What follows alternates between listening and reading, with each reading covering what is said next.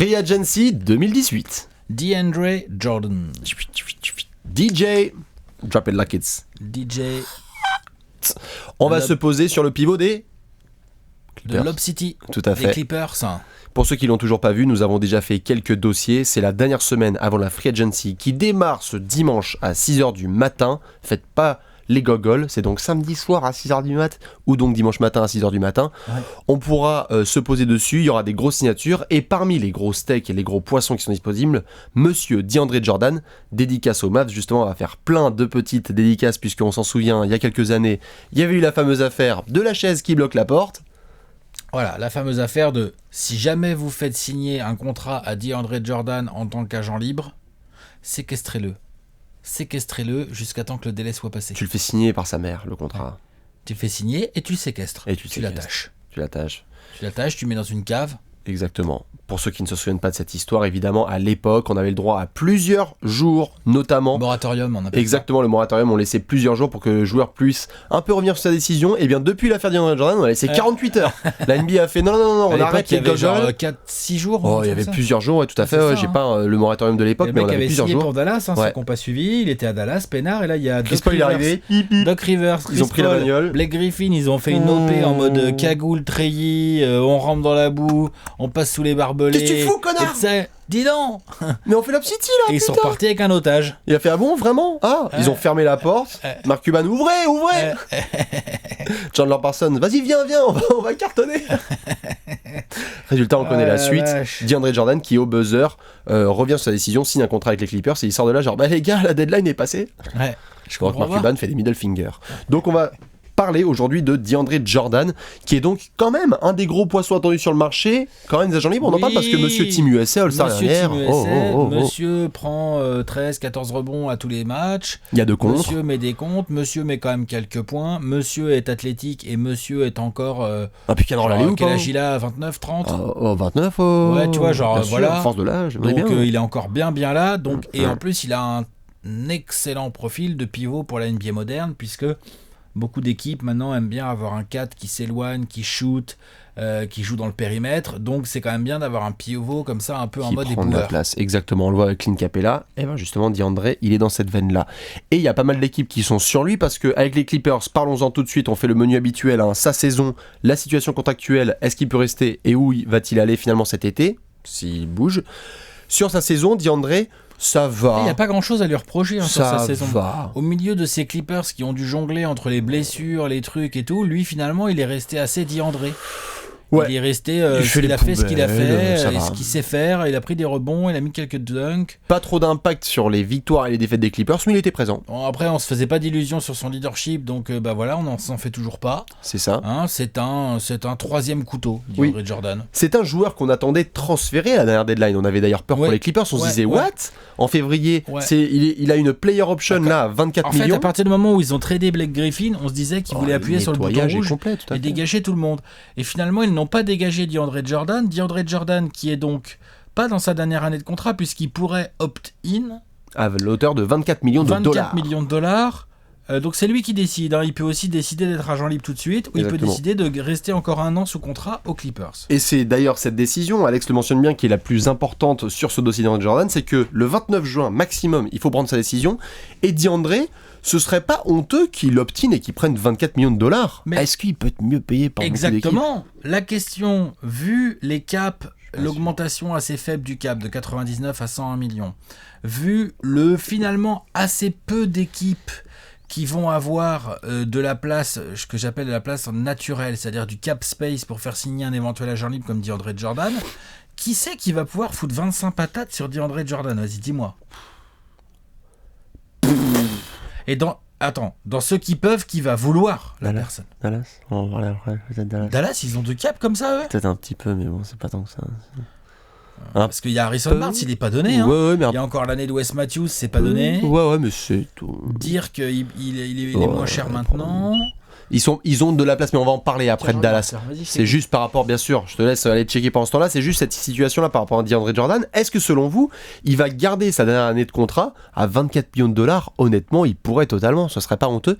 Ou alors il va aller chercher la sécurité un petit peu et se dire, ok, je vais prendre un contrat peut-être avec des années Oui, Dallas, moins cher il y a grave payées. du cap. Ouais, ils ont de la place. Hein, Enfin, putain. il y a grave du cap. Il y a comment Quand même. dire potentiellement grave du cap et de toute façon il y en aura un peu. Ah ouais. Mais est-ce qu'ils ont envie? Mais oui d'accord, mais imaginons qu'ils aient 30 ou 35 millions de cap space. Peut-être qu'ils ont envie d'en T'as mettre, 25 sur DeAndre 25 sur Jordan. Jordan. Peut-être. C'est un dossier dont on va parler par la suite. Mais dans tous les cas, il y a cette première question sur laquelle on doit évidemment trancher. Par rapport à la situation contractuelle, donc, on vient de le voir, pas mal de pivots qui ont pris des gros salaires. Aussi, on a vu Rudy Gobert prendre la masse, Steven Adams prendre la masse, Clint Capella peut-être prendre la masse, Hassan Whiteside aussi prendre la masse. Peut-être que DeAndre Jordan a envie de se faire un nouveau gros contrat. C'est quoi sa priorité à ton avis? C'est sportif, salaire, situation? C'est quoi le... C'est un peu tendu. Hein. Si je savais. Putain, DeAndre Jordan, c'est vraiment tendu. DeAndre Jordan, franchement, si on savait ce qui passe par la tête, tout serait... Hein, voilà. Because Non, je pense quand même qu'il va bien réfléchir contractuellement.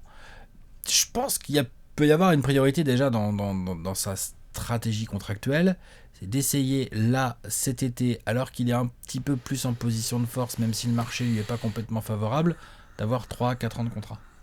Renifler ou un peu. Tu vois ? D'accord, la sécurité. Ouais. Avec des années un peu moins chères, mais au moins la durée. Tu vois ? Bien ça qui est possible. Genre, s'il y a une franchise, par exemple Dallas au hasard, qui lui dit mec, 80 millions sur 4 ans, voilà, 65 millions sur 3 ans, tu vois ? bah c'est peut-être pas 24 millions la dernière saison, mais t'en as 60 qui sont garantis. Ah ouais. Et t'as un projet sportif qui est pas si débile que ça, hein. Dallas avec un bon pivot, avec ce qu'ils viennent de drafter, plus Dennis Smith Jr., plus Harrison Barnes, plus tu vois, Tout à fait. c'est pas minable. Exactement. D'ailleurs, on va en parler juste après de Dallas. Pour le moment, il y a la grosse question, est-ce que DeAndre Jordan peut rester aux Clippers? Tu en parlais tout à l'heure, il y a eu le nettoyage avec Blake Griffin. Est-ce qu'on est capable de voir DeAndre Jordan avec le mode des Clippers la saison prochaine? Compliqué quand même. Hein. Il pourrait opter, mais j'ai l'impression qu'il pourrait le transférer. Je crois pas que les Clippers y tiennent tellement en fait. Non. Les Clippers, s'ils veulent reconstruire, s'ils veulent, comme ils ont dit là, comme il a dit Jerry West, Lawrence Frank et tout, s'ils veulent reconstruire avec de la jeunesse et tout, là ils vont devoir faire du tri dans leur ligne arrière parce qu'il y a trop de joueurs. Et ensuite, idéalement, tu te débarrasses du salaire de DeAndre Jordan quand même, non ? Complètement. Surtout si le mec prend un player option, il sera rebelote dans les rumeurs de transfert de février. C'est clair. Non, c'est sûr. Je suis d'accord avec toi, je pense que j'ai du mal à le voir avec le maillot des J'ai Clippers. du mal à le voir rester, moi. On est d'accord. Après, c'est pas si simple d'imaginer où il va aller, mais j'ai du mal à le voir rester. Parce que s'il opt-in, ça va peut-être être compliqué pour les Clippers de le transférer. Hein. 25 millions comme ça, en dernière année de contrat, c'est une année de bargain un peu, tu l'empruntes pendant 6 mois. Bah oui, tu fais de la masse salariale, ça veut dire que tu files des joueurs. Bah, tu fais comme les Lakers sont faits avec Brook Lopez ou avec Kentavious, tu vois, tu te retrouves avec les mecs qui n'ont plus qu'un an de contrat, et comme ça tu libères. Si tu vas voir des équipes, regarde, tu vas voir les Hawks par exemple, et vous filez un contrat bien pourrave, genre celui de Bazemore par exemple, tu vois. Oui. Ah bah si. Bien sûr. Eh bah oui. Mais il va nous faire gagner trop de matchs, donc on va dire non. Non mais attends. Tu vois, ouais, mais tu vois ce que je veux les dire. Les Kings, ils ont passé dans l'absolu, t'es une équipe, t'as besoin d'anticiper ton avenir et de récupérer de la flexibilité. Récupérer un contrat comme celui de DeAndre Jordan, c'est un joueur qui peut te servir et qui, de toute façon, dans un an se casse. Oui. Et que tu re-signeras pas. Tu vois, genre, je te dis, c'est ce qu'ont fait les Lakers avec Kentavious, avec Brook Lopez. C'est ça qu'ils ont fait. Oui. Alors évidemment, il y a plein de franchises dont on doit parler maintenant, dans la question où peut-il aller? Parce que DeAndre Jordan, tu l'as dit, est un profil qui intéresse beaucoup de monde. Il a l'expérience et l'âge pour pouvoir contribuer dès le premier jour de l'entraînement. Ah, mais grave. Il va s'intégrer sans problème vu son rôle. Il y a un paquet de raquettes où les mecs seraient très contents d'avoir DeAndre Jordan dedans. Hein. Évidemment. Attention, hein. Maintenant, on a parlé de Dallas. Ouais. On peut parler de Houston. Ouais. J'ai envie de parler de Portland. Houston, sim numéro 1, évidemment que c'est Capella. Oui. Si jamais ça devait pas se passer comme il voulait avec Capella, le problème de Houston, c'est que Capella, ils peuvent le signer en bird rights. DeAndre Jordan, c'est plus complicado. Hein, tout à fait, hein. tout à fait. Mais il est natif de tout ça, machin. Ouais, il est du Texas. Donc peut-être qu'il aura envie de retourner vers là-bas. Portland, attention à ne pas sous-estimer avec l'affaire Nurkic, etc. Par contre, Portland, ils font comment en termes de cap aussi, tu m'expliques? Alors, il y a une différence tout à fait entre signer et transférer. C'est pour ça que j'essaye de garder quand même dans un coin de la tête Je sais pas vraiment ce que va faire DeAndre Jordan d'un point de vue contractuel, parce que comme tu l'as dit, le marché est un peu... Il peut y avoir un opt-in et un trade derrière. Et il peut y avoir un trade. Hein. Bah de toute façon, c'est pas compliqué. Ou une signature de nouveau contrat et un trade. S'il opt-out et qu'il est vraiment agent libre et qu'il espère avoir au moins 20 patates, il y a tout de suite beaucoup moins d'équipes sur le tapis, puisque dans le cap space, il n'y a pas tant d'équipes que ça qui les auront à lui filer. Oui, un petit sign and trade. Et par contre, s'il opt-in... Ou même pas, sign and trade. Ou qui fait carrément une opt-out avec prolongation et sign and trade. Oui. Et là, il y a des franchises qui vont se ramener, je pense. Tu ouvres le marché. Ouais. Puisque là, tu as des franchises comme Portland qui vont aller voir les Clippers et qui vont leur dire, bon, alors, nous, du contrat pourri, on a ce qu'il faut. Qu'est-ce que vous voulez? Servez-vous. Ah, Maurice Harkless et Myers Leonard? Eh ben, très bien. Parfait. Ça combine, c'est bon. Allons-y. Ça match. Ah, il vous faut des pics de draft jusqu'en 2058? Bon, ben, on va voir ce qu'on peut faire. Non, parce que, attends. Allez, taper dans notre caisse. C'est ça qui va faire Jerry West. S'il y a Portland qui se pointe, Jerry West et Lawrence Frank. Bon, Jerry West m'a fait un peu peur à la draft, mais dans l'absolu, s'ils sont pas débiles, s'il y a une équipe comme Portland qui se pointe, ou comme Dallas, pour un sign and trade, en fonction de ce que tu peux leur prendre comme contrat pour matcher avec le contrat de DeAndre Jordan, tu leur demandes des pics de draft. Ah non, bien sûr. Voire, tu en encaisses un peu plus. Et tu demandes carrément du pic de draft, tu vois. Bon, en tout cas... Il y a plein d'options. Il est là l'intérêt pour les Clippers de trader DeAndre Jordan. Tout à fait. Il y a plein d'options. Maintenant, on va justement devoir trancher. C'est l'heure un petit peu du pronostic. Alex, est-ce que t'es chaud et que t'as le tien? Les gens vont pouvoir participer aussi. Que va faire DeAndre Jordan? Où termine-t-il? Il y a plein d'options. Qu'est-ce que tu sens? Que dit Alexinator? Moi, j'avais vu une théorie un peu fumeuse, d'un journaliste un peu fumante. du Wisconsin, je sais pas quoi, machin chouette chose, mec qui parle des Bucks en gros, qui m'avait bien fait triper. Le mec expliquait que dans le cadre d'un sign and trade organisé par les Clippers, vas-y, pardon. Eh ben non, Barry Parker de toute façon ils vont le laisser partir. Non. Tu es les Bucks, tu fais un package, tu vas voir les Clippers, tu leur dis, Brogdon, Henson. Et puis un petit tour de draft. Et puis voilà. Et puis c'est bon. Ah, Jerry West. Vas-y, on y va. Non. Et il voudrait quoi comme joueur? Bledsoe Henson? Pas mal ça. Bledsoe et Clippers. Les Bucks, t'y crois, ouais? Non, attends. Non. Pourquoi j'ai cliqué sur cet article à l'époque? Parce que je me suis dit, putain, DeAndre Jordan en pivot des Bucks. J'ai imaginé le délire avec Middleton, DeAndre Jordan, Giannis, coaché par Bud. C'est violent.